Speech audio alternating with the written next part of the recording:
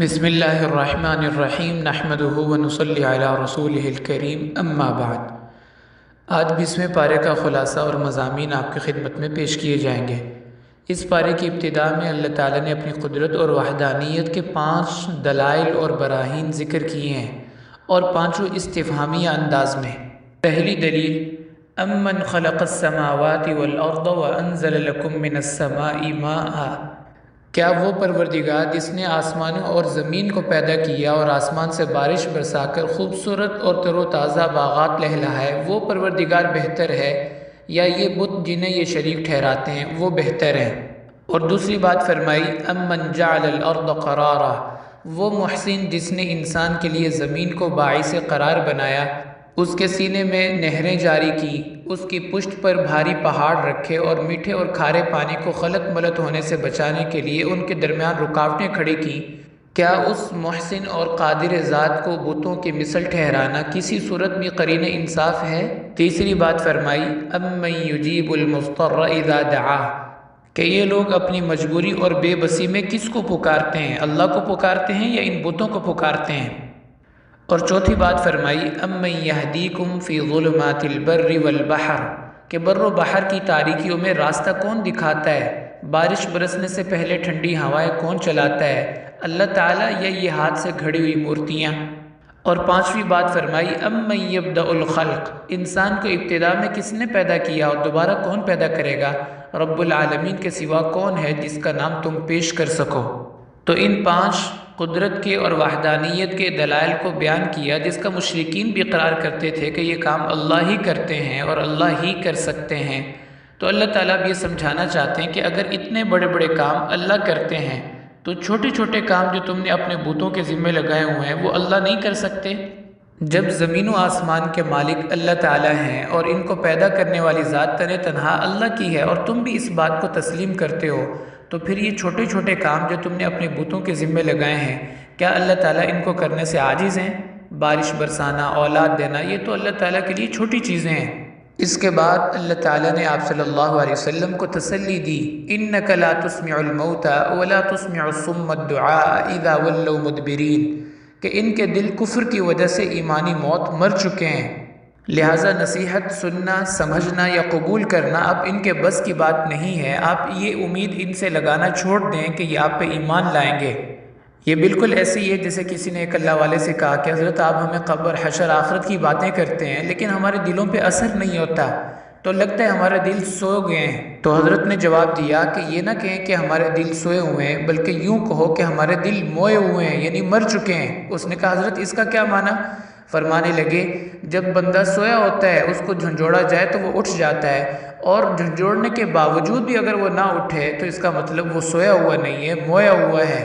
بالکل یہی بات اللہ تعالیٰ ارشاد فرما رہے ہیں کہ ان کے دل کفر کی وجہ سے مر چکے ہیں، اس لیے اب آپ ان کے ایمان لانے کی امید اور توقع ختم فرما دیجئے۔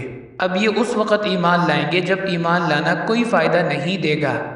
اس لیے اللہ تعالیٰ نے اس کے بعد قیامت کی وہ نشانی ذکر فرمائی جس کے بارے میں احادیث میں آتا ہے کہ اس کے بعد کسی کا ایمان لانا معتبر نہیں ہوگا۔ وَإِذَا وَقَعَ الْقَوْلُ عَلَيْهِمْ أَخْرَجْنَا لَهُمْ دَابَّةً مِّنَ الْأَرْضِ تُكَلِّمُهُمْ أَنَّ النَّاسَ كَانُوا بِآيَاتِنَا لَا يُوقِنُونَ۔ یہ قیامت کی علامات کبریٰ میں سے دوسری بڑی نشانی ہوگی۔ پہلی نشانی سورج کا مغرب سے طلوع ہونا، اس وقت ایمان کا دروازہ بند ہو جائے گا، توبہ کی قبولیت کا دروازہ بند ہو جائے گا۔ پھر اسی دن یا اس سے اگلے دن چاشت کے وقت صفا پہاڑ ایک دھماکے سے پھٹے گا، اور اس میں سے عجیب الخلقت جانور ظاہر ہوگا اور سب سے ان کی زبان میں بات کرے گا، اور یہ جانور دنیا کے ہر انسان کا پیچھا کرے گا، کوئی انسان اس سے بھاگ بھی نہیں سکے گا اور چھپ بھی نہیں سکے گا۔ اس کے ایک ہاتھ میں موسیٰ علیہ السلام کا عصا ہوگا اور دوسرے ہاتھ میں سلیمان علیہ السلام کی انگوٹھی ہوگی۔ ایمان والے کی طرف عصا سے اشارہ کرے گا تو اس کی پیشانی سے نور پھوٹنے لگے گا، اور کافر کی طرف انگوٹھی سے اشارہ کرے گا تو اس کے چہرے پر تاریکی چھا جائے گی۔ ایک ہی مجلس میں، ایک ہی دسترخوان پر، ایک ہی گھر میں بیٹھے افراد میں سے کچھ کی طرف عصا سے اشارہ کرے گا اور کچھ کی طرف انگوٹھی سے، سب کے سامنے ایک دوسرے کی حقیقت کھول کے رکھ دے گا۔ اس کے بعد دوبارہ صفا پہاڑی میں وہ غائب ہو جائے گا۔ پھر اس کے بعد اللہ تعالیٰ نے قیامت کے کچھ احوال کا تذکرہ فرمایا کہ حضرت اسرافیل علیہ السلام سور پھونکیں گے، وَيَوْمَ يُنفَخُ فِي الصُّورِ فَفَزِعَ مَن فِي السَّمَاوَاتِ وَمَن فِي الْأَرْضِ، پہلی دفعہ سور پھونکنے پر پوری کائنات پہ موت طاری ہو جائے گی، اور 40 سال کے بعد دوبارہ سور پھونکیں گے تو سب آنن فانن اپنی قبروں سے نکل کر میدان محشر کی طرف چل پڑیں گے۔ اور فرمایا پہاڑ اس دن روئی کے ٹکڑوں کی طرح ہوا میں بکھرے ہوئے ہوں گے۔ وَتَرَى الْجِبَالَ تَحْسَبُهَا جَامِدَةً وَهِيَ تَمُرُّ مَرَّ السَّحَابِ۔ اس دن صرف انسان کے اعمال ہی ہوں گے جو اس کو بچا سکیں گے۔ مَنْ جَاءَ بِالْحَسَنَةِ فَلَهُ عَشْرُ أَمْثَالِهَا، اور نیک اعمال بھی وہ بچائیں گے جو اخلاص کے ساتھ کیے ہوں گے، اگر ریاکاری کی ہوگی تو وہ الٹا پکڑ کا سبب بنیں گے۔ اس لیے فرمایا قُلْ إِنَّ صَلَاتِي وَنُسُكِي وَمَحْيَايَ وَمَمَاتِي لِلَّهِ رَبِّ الْعَالَمِينَ، آپ فرما دیجئے کہ میری نماز، میری قربانی، میری زندگی اور میری موت، میرا جینا مرنا سب اللہ کے لیے ہے۔ اور آگے اللہ تعالیٰ نے ارشاد فرمایا وَهُوَ الَّذِي جَعَلَكُمْ خَلَائِفَ الْأَرْضِ وَرَفَعَ بَعْضَكُمْ فَوْقَ بَعْضٍ دَرَجَاتٍ لِيَبْلُوَكُمْ فِي مَا آتَاكُمْ۔ اس دنیا میں ہر انسان امتحان اور آزمائش میں ہے، اگر اچھے حالات ہیں اس میں بھی آزمائش، اگر برے حالات ہیں تو اس میں بھی آزمائش۔ اور آخر میں فرمایا إِنَّ رَبَّكَ لَسَرِيعُ الْعِقَابِ وَإِنَّهُ لَغَفُورٌ رَحِيمٌ۔ جو اس امتحان اور آزمائش میں کامیاب ہو گیا اللہ تعالیٰ کی رحمت کا مستحق ہوگا، اور جو اس آزمائش میں پورا نہ اتر سکا اللہ تعالیٰ کی پکڑ میں آئے گا۔ تو اس مضمون کے ساتھ اللہ تعالیٰ نے اس سورت کو مکمل فرما دیا۔ اس کے بعد ہے سورۃ القصص۔ سورۃ القصص میں اللہ تعالیٰ نے حضرت موسیٰ علیہ السلام اور بنی اسرائیل کے حالات تفصیل سے بیان فرمائے ہیں۔ قرآن پاک میں جس نبی کے حالات اور واقعات سب سے زیادہ اللہ تعالیٰ نے بیان فرمائے وہ حضرت موسیٰ علیہ السلام ہیں۔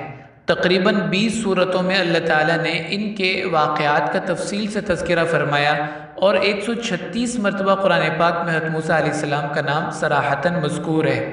سورت کی ابتدائی آیات میں اللہ تعالیٰ ارشاد فرماتے ہیں بسم اللہ الرحمن الرحیم طاسیم میم تلک آیات الکتاب المبین نتلو علیک من نبأ موسیٰ وفرعون بالحق لقوم یؤمنون إن فرعون علا في الأرض وجعل أهلها شيعا يستضعف طائفة منهم يذبح أبناءهم ويستحيي نساءهم إنه كان من المفسدين۔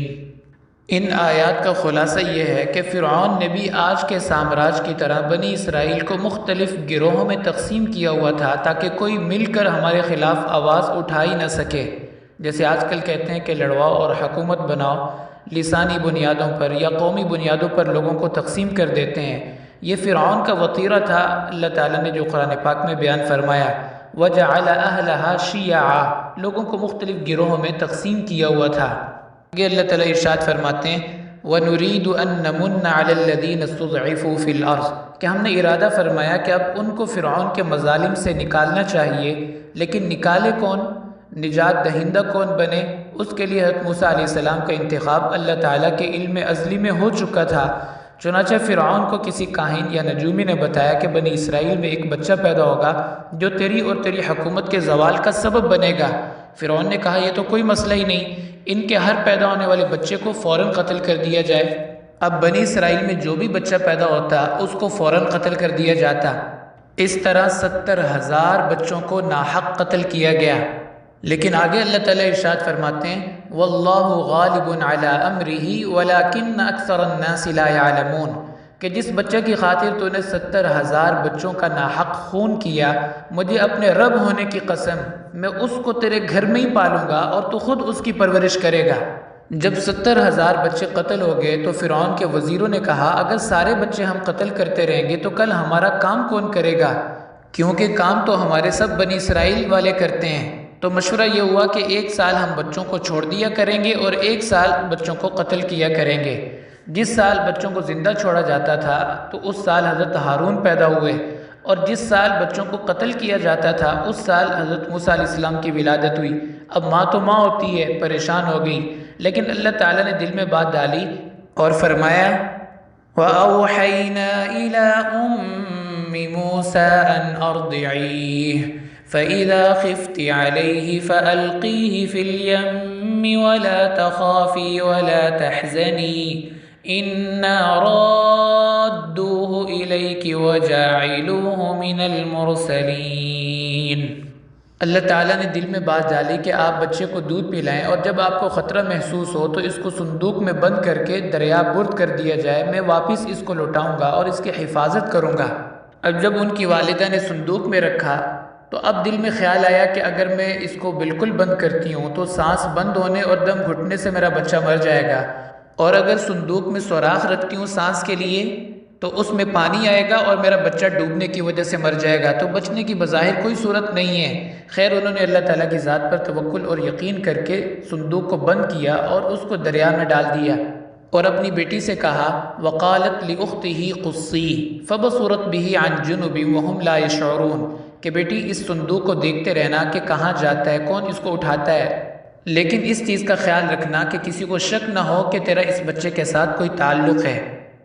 اللہ کی شان کہ وہ پانی کے بہاؤ کے ساتھ فرعون کے محلات کی طرف صندوق جانا شروع ہو گیا۔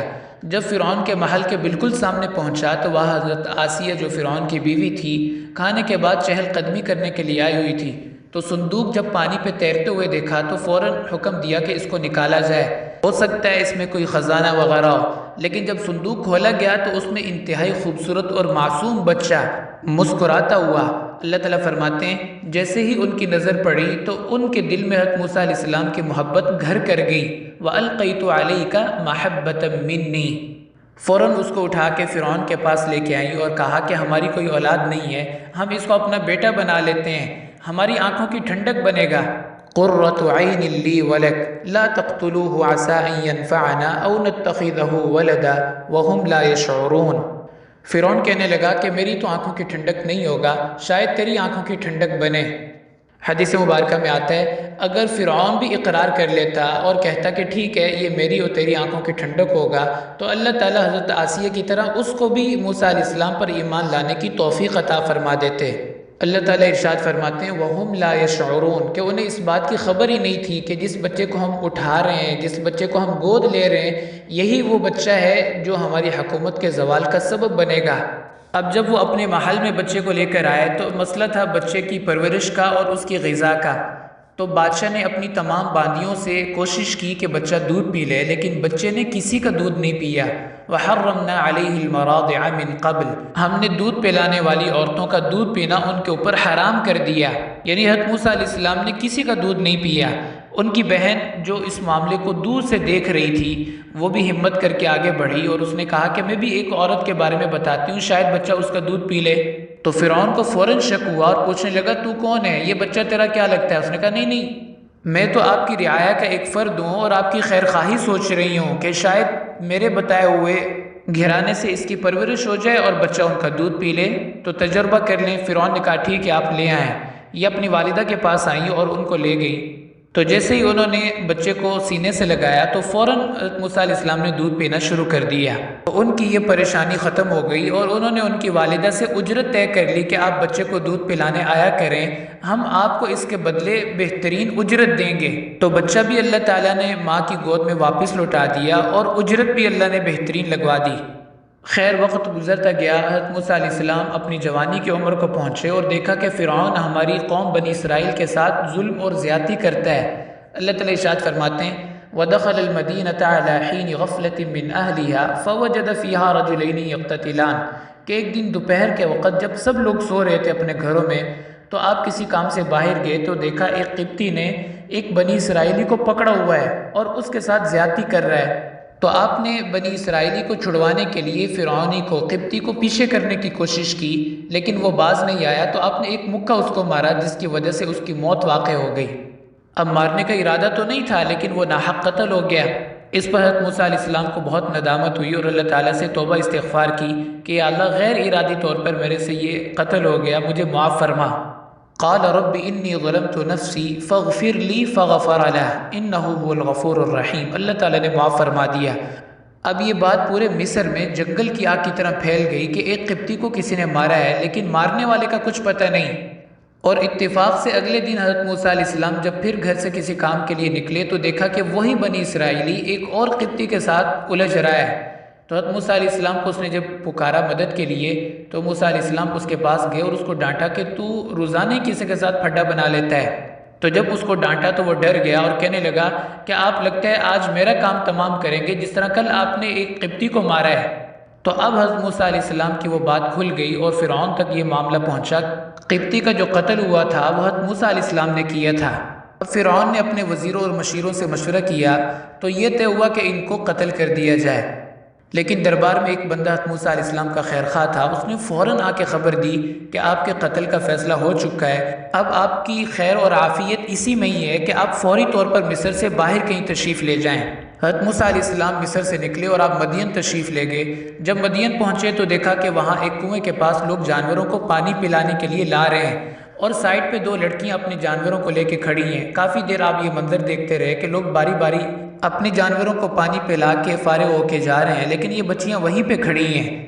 تو آپ کے دل میں ہمدردی پیدا ہوئی اور آپ نے ان سے پوچھا کہ کیا ماجرا ہے، تم اپنے جانوروں کو کیوں پانی نہیں پلا رہی؟ تو انہوں نے جواب دیا کہ جب یہ سارے مرد فارغ ہو جائیں گے تب ہم اپنے جانوروں کو پانی پلا سکیں گی۔ حضرت موسیٰ علیہ السلام نے پوچھا کہ تمہارے گھر میں مرد کوئی نہیں ہے؟ تو انہوں نے کہا کہ صرف ہمارے والد ہیں، لیکن وہ بھی بوڑھے ہو چکے ہیں، وہ یہ کام نہیں کر سکتے۔ تو حضرت موسیٰ علیہ السلام نے ان کے جانوروں کو لیا اور کنویں سے پانی نکال کے ان کو پلا دیا۔ پھر آپ ایک درخت کے سائے میں آئے اور اللہ تعالیٰ سے دعا مانگی، ربی انی لما انزلت الی من خیر فقیر، کہ پروردگار میں واپس بھی مصر نہیں جا سکتا، وہاں تو میرا دشمن ہے جو میرے قتل کا منصوبہ بنا چکا ہے، اور یہاں میرا کوئی جان پہچان والا نہیں ہے، میرے پروردگار میرے لیے کسی ٹھکانے کا انتظام فرما۔ اور دوسری طرف حضرت شعیب علیہ السلام نے اپنی بچیوں سے پوچھا کہ آج اتنی جلدی کیسے فارغ ہو کے آ گئیں؟ تو انہوں نے جواب دیا کہ ابا جان ایک نیک سیرت انسان تھا، اس نے آج ہمارے جانوروں کو پانی پلایا ہے۔ تو حضرت شعیب علیہ السلام نے فرمایا کہ ان کو گھر لے آؤ۔ اللہ تعالیٰ ارشاد فرماتے ہیں فَجَاءَتْهُ إِحْدَاهُمَا تَمْشِي عَلَى اسْتِحْيَاءٍ، ایک بچی ان میں سے حیا کے ساتھ چلتی ہوئی آئی۔ مفسرین فرماتے ہیں کہ اس حیا کی صفت کو اللہ اتنا پسند فرماتے ہیں کہ حضرت موسیٰ کریم اللہ جو آنے والے وقت میں اللہ کے جلیل القدر پیغمبر بننے والے تھے، 10 سال اس گھرانے کی خدمت کی تاکہ اس باحیا بچی سے ان کا نکاح ہو جائے۔ اور کیا اس میں حیا ہوگی کہ اللہ تعالیٰ نے بھی اس کی تعریف فرمائی۔ اس لیے کسی نے کیا خوب کہا کہ نکاح وہ مقدس رشتہ ہے کہ اس کی خاطر حضرت موسیٰ علیہ السلام نے مدین میں 10 سال خدمت کی، اور زنا اس قدر قبیح حرکت ہے کہ اس سے بچنے کے لیے حضرت یوسف علیہ السلام نے 10 سال جیل کاٹی۔ خیر گھر پہنچنے کے بعد حضرت شعیب علیہ السلام نے پوچھا کہ آپ کون ہیں، کہاں سے آئے ہیں؟ تو حضرت موسیٰ علیہ السلام نے سارا واقعہ ان کو بیان کیا۔ تو انہوں نے فرمایا کہ آپ بے خوف ہو جائیں، یہ علاقہ فرعون کی حکومت میں شامل نہیں ہے، اس لیے وہ آپ کو کوئی نقصان نہیں پہنچا سکتا۔ اتنے میں حضرت شعیب علیہ السلام کی ایک بیٹی کہنے لگی کہ ابا جان آپ ان کو خدمت کے لیے رکھ لیں، یہ قوی بھی ہیں اور امین بھی ہیں۔ تو انہوں نے پوچھا کہ ایک دفعہ پانی پلانے سے تمہیں کیسے پتہ چلا کہ ان کے اندر یہ 2 صفات ہیں؟ تو وہ بیٹی کہنے لگی کہ قوی تو اس لیے ہیں کہ جو پانی کا ڈول 2 بندے کھینچتے تھے، حضرت موسیٰ علیہ السلام اکیلے اس کو نکال رہے تھے، اس سے پتہ چلا کہ یہ قوی ہیں۔ اور امین اس لیے ہیں کہ یہ ہمارے سے نگاہیں جھکا کے بات کر رہے تھے، آنکھوں میں آنکھیں ملا کے انہوں نے بات نہیں کی، جس سے ہمیں پتہ چلا کہ ان کے اندر امانت داری ہے، یہ کسی کی ماں بہن بیٹی کے ساتھ خیانت نہیں کریں گے۔ علماء نے لکھا ہے کہ یہ 2 صفات کسی بھی معاشرے میں آ جائیں کہ کام کرنے کی طاقت اور صلاحیت بھی ہو اور امانت داری بھی ہو، تو دنیا کی کوئی طاقت انہیں ترقی سے نہیں روک سکتی۔ حضرت شعیب علیہ السلام نے فرمایا کہ اگر 8 سال آپ ہماری خدمت کریں تو میں اپنی ایک بیٹی کا نکاح آپ سے کر دوں گا، اور اگر آپ 10 سال پورے کر لیں تو یہ آپ کی طرف سے احسان ہوگا۔ حضرت موسیٰ علیہ السلام نے اس بات کو قبول کر لیا اور 10 سال آپ مدین میں رہے۔ پھر 10 سال کے بعد آپ نے ارادہ فرمایا کہ اب میں مصر واپس چلا جاتا ہوں۔ فَلَمَّا قَضَى مُوسَى الْأَجَلَ وَسَارَ بِأَهْلِهِ آنَسَ مِنْ جَانِبِ الطُّورِ نَارًا، اللہ تعالیٰ فرماتے ہیں جب انہوں نے اپنا وقت پورا کر لیا اس کے بعد وہ اپنی اہلیہ کو لے کر مصر کی طرف چلے۔ ایک جگہ رات ہو گئی تو وہاں پہ پڑاؤ ڈالا اور دور کہیں آگ کو جلتے ہوئے دیکھا، تو موسیٰ علیہ السلام نے اپنی زوجہ سے فرمایا کہ آپ یہاں رکیں، میں وہاں سے آگ بھی لے آتا ہوں کیونکہ سردی کا موسم ہے، تھوڑا آپ کو ٹکور مل جائے گی، اور وہاں کوئی رستہ بتانے والا ہوگا تو مصر کا راستہ بھی میں اس سے معلوم کر لوں گا۔ لیکن جب وہاں پہنچے تو وہ تو آگ نہیں، اللہ تعالیٰ کی انوارات اور تجلیات کی بارش تھی۔